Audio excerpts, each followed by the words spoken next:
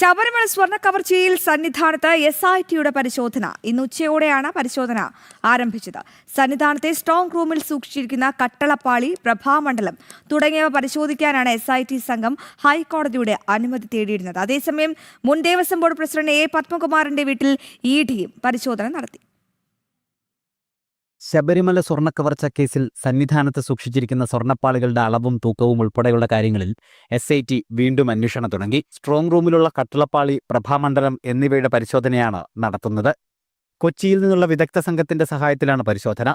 SIT മേധാവി SP ശശിധരന്റെ നേതൃത്വത്തിലാണ് അന്വേഷണ നടപടികൾ. ഇന്ന് രാവിലെയാണ് SP ഉൾപ്പെടെയുള്ള സംഘം സന്നിധാനത്തെത്തിയത്. നട അടച്ച ശേഷമാണ് പരിശോധന ആരംഭിച്ചത്. ശബരിമലയിൽ പരിശോധന നടത്താൻ അന്വേഷണ സംഘം കഴിഞ്ഞ ദിവസം ഹൈക്കോടതിയുടെ അനുമതി തേടിയിരുന്നു. സന്നിധാനത്ത് 2 ദിവസം തങ്ങി വിശദമായ വിവരങ്ങൾ ശേഖരിക്കാനാണ് SITയുടെ തീരുമാനം.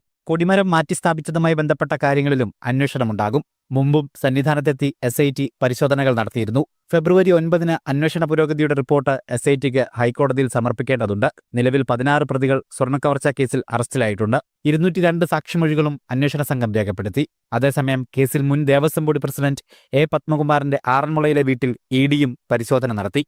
പത്മകുമാറിന്റെ ബാങ്ക് ഇടപാടുകളും സ്വത്തുവകകളുടെ രേഖകളും ED പരിശോധിച്ചു. ജനം, പത്തനംതിട്ട.